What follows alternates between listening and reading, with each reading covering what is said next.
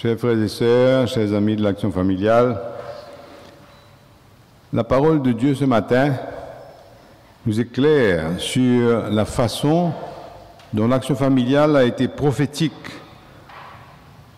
en son temps, c'est-à-dire il y a 55 ans, lors de sa fondation, et sur la façon aussi dont nous sommes appelés à être prophétiques aujourd'hui à travers l'Action familiale. Comme vous savez, il y a 55 ans, à Maurice, à cette époque-là, en 1963 et même un peu avant, les Mauriciens étaient très préoccupés par la surpopulation. Le pays était pauvre, n'avait pas de quoi donner du travail à beaucoup de monde et la population augmentait à un rythme très accéléré. Et tout le monde était tracassé. Les autorités du pays avaient envisagé une seule solution, la contraception par des moyens chimiques ou mécaniques, à grande échelle. Alors, Monseigneur Margéo et les amis de l'Action familiale, à l'époque, avec les chers docteurs Guy, dont on peut faire mémoire maintenant, ils ont profité de l'occasion, non seulement pour proposer une méthode alternative, les méthodes naturelles de planification de la famille, mais en même temps de saisir cette occasion pour annoncer et d'une manière systématique dans les quartiers, dans les villages, dans les villes, annoncer la bonne nouvelle de la famille, l'évangile de la famille. Parce qu'à travers leur façon de présenter les méthodes naturelles, ce n'était pas simplement une technique, mais c'était une manière, un art de vivre, une manière de vivre la vie en couple et la vie en famille qui était d'après ce que Dieu nous proposait et qui conduisait au bonheur des familles.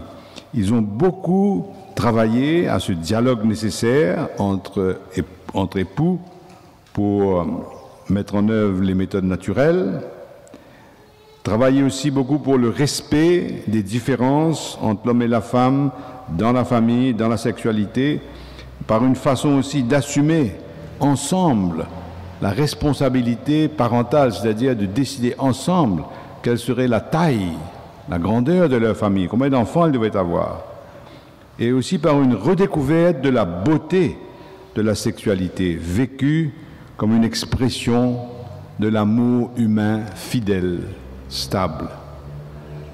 Toute cette formation, toute cette proposition de l'évangile, ce qu'on peut appeler l'évangile de la famille, ça a été comme une manière d'équiper les Mauriciens, non seulement les catholiques, mais beaucoup d'autres familles hindoues et musulmanes, les équiper, pour ainsi dire, pour pouvoir connaître le vrai bonheur de la vie en couple et de la vie en famille.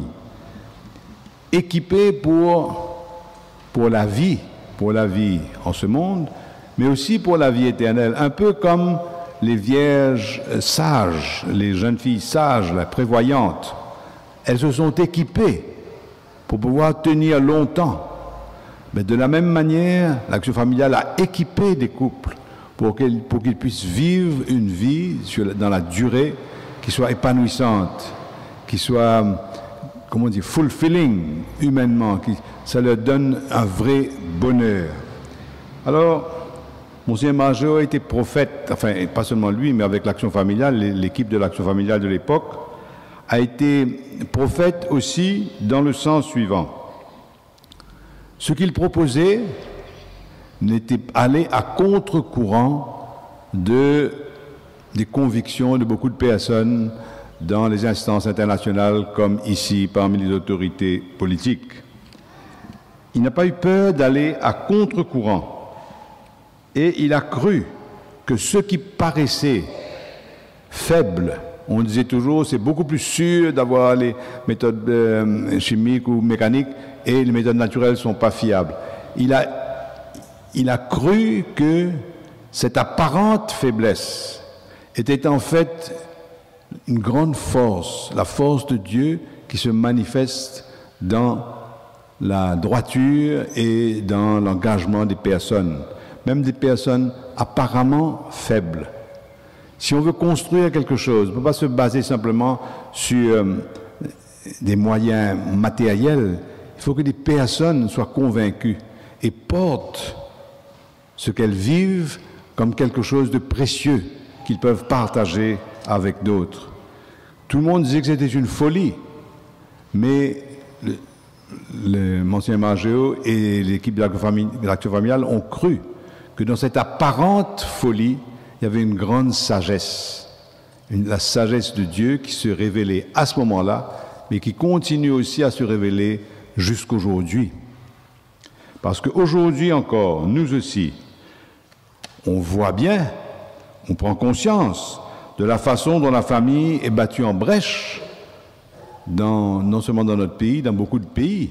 La famille est comme bousculée, elle est secouée par toutes sortes de théories, par toutes sortes de pratiques, comme par exemple, non seulement on propose comme moyen de réduire la natalité, de planifier sa famille, non seulement les méthodes dites chimiques, la pilule, etc., mais maintenant de plus en plus aussi l'avortement est considéré presque comme un moyen de contraception, ce qui est terrible.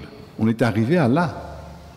Et ce qui met en péril non seulement les enfants qui meurent ainsi, qu'on tue, mais aussi les familles qui prennent ce moyen-là comme quelque chose de normal. À la surface, on ne parle pas de des terribles séquelles du malheur que ça fait aux familles. C'est caché, mais c'est très réel. Il y a tant et tant de témoignages, non seulement de femmes, mais de couples qui ont pris cette direction de l'avortement, quelquefois à plusieurs reprises, et qui sont malades, qui sont tristes de cela. Enfin, nous savons aussi qu'aujourd'hui, par exemple, les jeunes se mettent en couple très très tôt, et comme s'ils ne peuvent pas vivre s'ils ne sont pas en couple, et l'amitié saine entre garçons et filles est battue en brèche. Et cela a beaucoup de conséquences après sur la vie de famille. Toutes ces nouvelles choses qui apparaissent aujourd'hui sont autant de défis qui sont devant nous. Et nous aussi, nous devons, comme à l'époque, au début de l'action familiale, l'équipe de l'action familiale et Monseigneur Margéo, nous devons profiter de l'occasion pour continuer à proposer non seulement les méthodes naturelles comme vous le faites si bien, mais à travers cette proposition, proposer ce que j'appelle l'évangile de la famille, la bonne nouvelle de la famille telle que Dieu nous l'a donnée. Nous devons, comme autrefois, comme il y a 55 ans, équiper les jeunes pour qu'ils puissent assumer cet art de vivre, cette manière de vivre, qui demande certains renoncements, bien sûr, mais qui est tellement épanouissant. Et je profite de l'occasion pour rendre grâce au Seigneur pour tout ce travail que l'Action familiale fait auprès des jeunes, et qui a été fait et qui est fait encore auprès des jeunes pour les équiper à cela. Ça m'avait beaucoup frappé aussi à une des assemblées de l'Action familiale.